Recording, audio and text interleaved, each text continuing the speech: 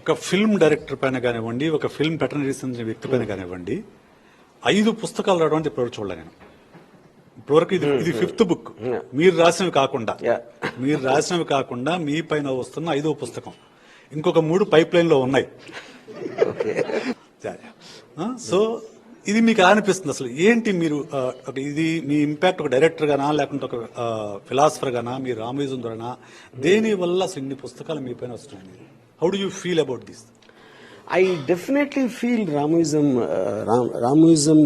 should be the most. అంటే నేను అంత క్లారిటీగా అన్ని పాయింట్స్ మీద అంత లెంగ్తీ డిస్కషన్స్ అనేది నేను మామూలుగా ఎక్కడ చేయలేదు కాబట్టి దాన్ని చూడటం, లేకపోతే నా ట్వీట్స్, లేకపోతే నేను అక్కడ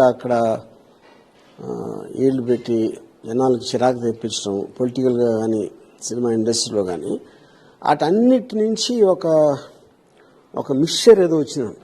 ఆ మిక్స్చర్ కాబట్టి అది ప్రతి ఒక్కరికి వేరే వేరేగా అర్థమవుతుంది. ఇప్పుడు నేను మీకు చెప్పిన 5 పుస్తకాలు నేను ఏ పుస్తకం చదవలేదు ఎంతవరకు. అది దానికి కారణం ఏంటంటే ఇప్పుడు నా గురించి నా ఒక్కడికే తెలుసు అనుకుంటాను. అది అలా కాకుండా వాళ్ళు వేరేగా అర్థం చేసుకుంటే అది తప్పని ఫీల్ అవుతాను. అది అంటే అది బెటర్ అయినా తక్కువైనా సరే అది నేను కాదు కాబట్టి.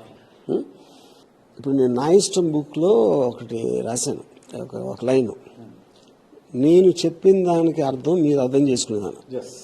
నేను చెప్పిన దానికి అప్పుడు రాసిన దానికి ఎవరు చదివి ఏం అర్థం చేసుకుంటారు అనేది కరెక్ట్ క్వశ్చన్. కానీ సో అట్లీస్ట్ అన్ని ఇంటర్ప్రిటేషన్స్ నా మీద ఉండేలాగా ఒక థాట్ ప్రాసెస్ అనేది నేను I manage to convey. So ఆ దానికి ప్రూఫ్ ఇన్ని పుస్తకాలు రావటం అనేది నా బిలీఫ్.